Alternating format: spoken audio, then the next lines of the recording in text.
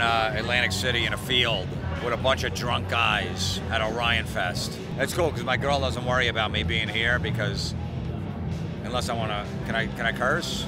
Unless I want to fuck a fat guy, she's not, you know, a fat guy in a Rush shirt, she's not worried.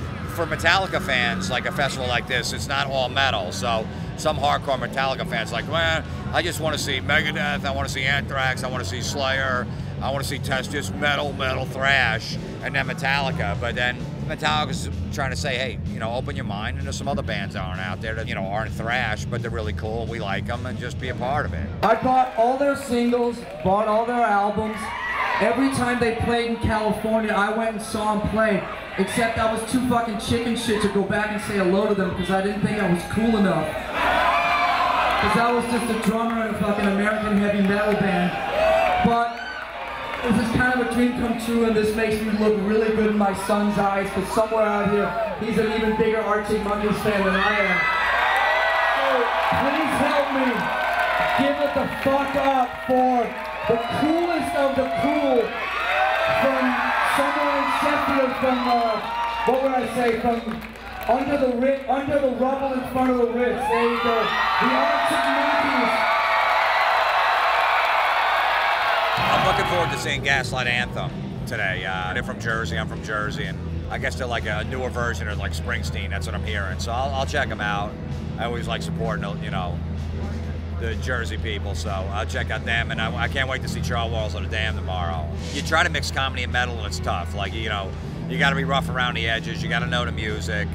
You know, you can't be like a guy in a bad sports jacket telling like monologue jokes that David Letterman does every night. That's not gonna work in a festival like this.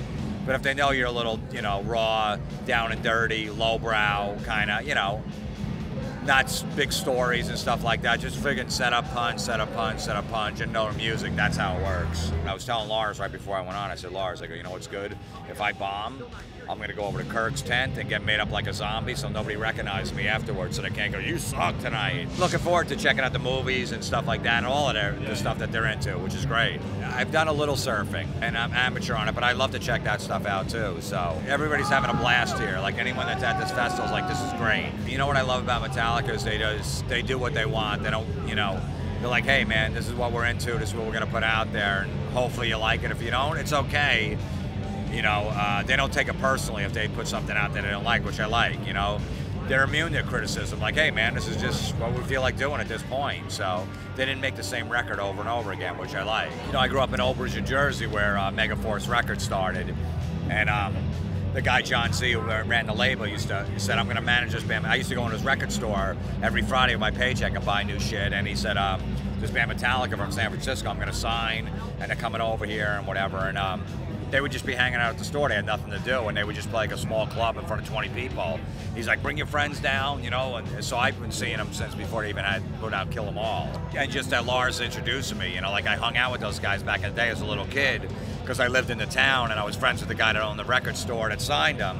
So we just hang out. He's like, pick those guys up, take them to the mall. You know, so I just walk around with these guys, you know, before they even had a record contract. And they've always taken care of anyone from the beginning. They always taken care of guys that lived in my neighborhood. They still sent them tickets.